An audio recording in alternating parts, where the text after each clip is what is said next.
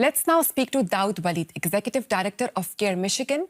CAIR, or the Council on American-Islamic Relations, is one of the largest Muslim civil rights and advocacy organizations in the United States. Dawud, great to have you with us. As a representative of the Muslim community, how does this protest that we just saw make you feel? Well, unfortunately, in southeastern Michigan, we have a long history of anti-Muslim provocateurs and agitators coming into our community.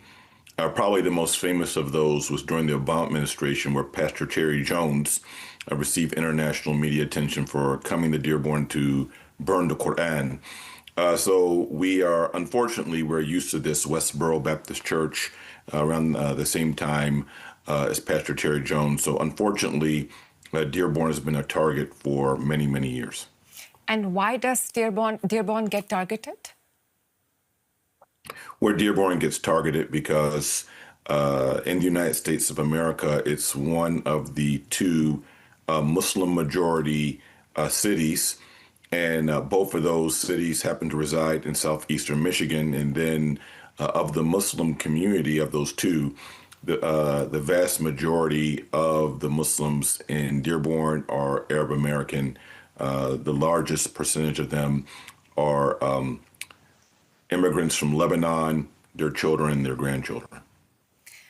Just 2 weeks before these protests, Abdul El-Sayed, a Muslim American and the son of Egyptian immigrants, won a Democratic primary in Michigan. Dawud, do you see any connection between his political rise and the timing of this demonstration? Not necessarily, because Jake Lang has come to Michigan several times before and raised a ruckus before Mr. Sayed even announced that he was running, much less won the Democrat nomination for Senate. It's just maybe another piece of another rock that he can throw at the community by mentioning the election. But he's been here several times before and prior to Sayed winning the primary.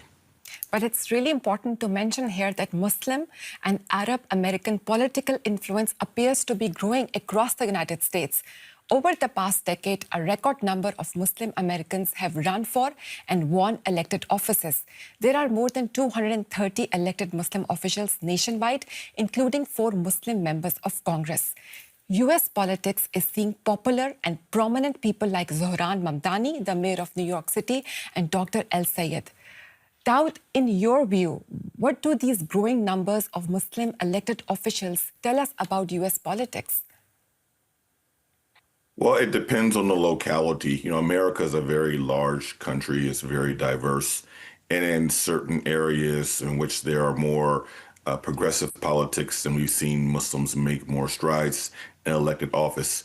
However, if we go to other places, such as Texas, for instance, or Arizona, then that's simply not the case. But the state of Michigan, I believe, has the highest amount of elected officials per capita. And that's because we have a very long-standing, deep-rooted community where Muslims first appeared here in Michigan in the latter part of the 19th century. So we have over 100 years of Muslims residing in this locality and being a part of the fabric of this society.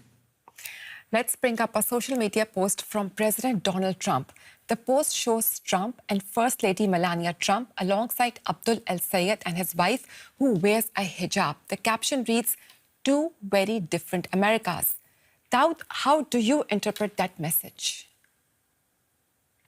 Well, obviously, Mr. Trump is playing towards those individuals who have white fragility and the whole great replacement theory, where people believe that white folks and white Christians in particular are losing what they consider to be their countries if they have sole property of the United States of America. So it's playing into those old fears and tropes.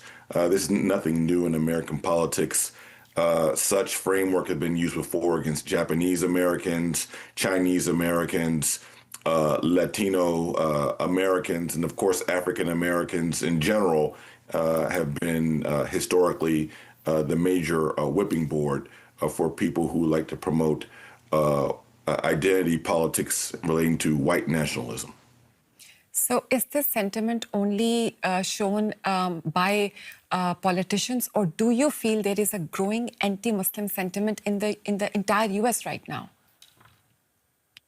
Well, there's been, according to the Council on American-Islamic Relations, the last 3 years have seen a record amount of civil rights intake cases, ranging from workplace discrimination, harassment by federal governmental authorities, to hate crimes against Muslims. Of course, the most notable of them taking place just a couple of months ago in San Diego, where three individuals were murdered at a mosque in Southern California. One of those individuals I actually had met on more than one occasion.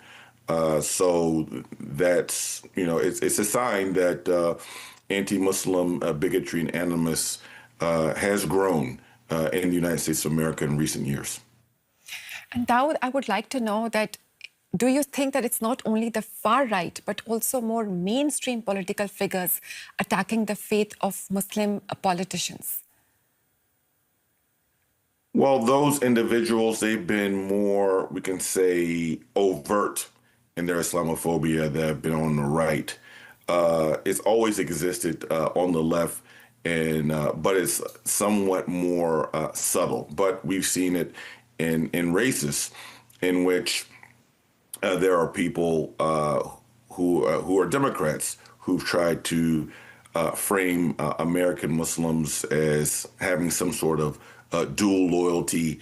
And also one of the major smears is that trying to smear Muslims as being anti-Semitic, because obviously many Muslims who run for political office bring into question the history of illegal occupation and war crimes perpetrated by the Israeli occupational forces against Palestinians in particular. Okay, just because we don't have anybody from Israel here, Israel obviously deny these accusations. But Dawud, I would like to know that as a part of the community in Michigan, tell us about how you see daily life there. Do you see tension in general there? Well, the day-to-day life in our community for the people who actually live here is actually not that bad if you were to be in Dearborn or Dearborn Heights. There's neighborly cooperation.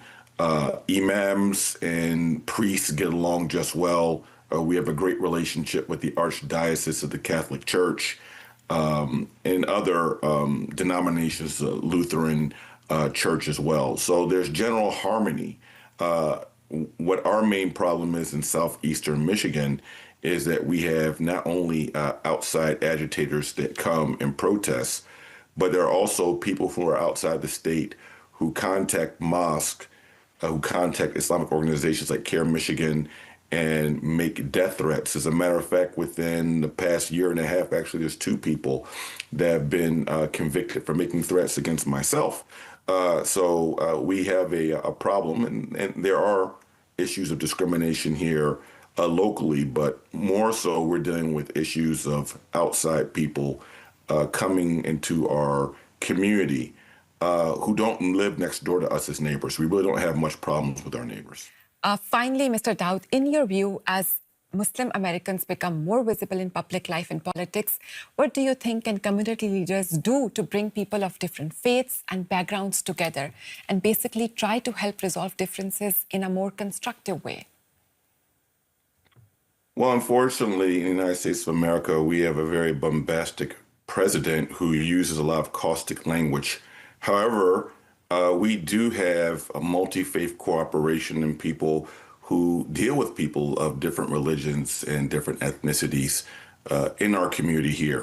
For instance, my organization, we partner and do things with varying groups, secular and otherwise, like Detroit Jews for Justice, for instance, right? So we work on general social justice issues, and we're in communication with different people, different generations, different ethnic groups, racial groups, and religious orientation. So that's the good news, that we hope that these efforts can continue and that, our cooperation can drown out the hateful messages that unfortunately come from some of America's most influential political and business leaders. Mr. Dawud, Walid, really appreciate your time. Thank you so much. Thank you.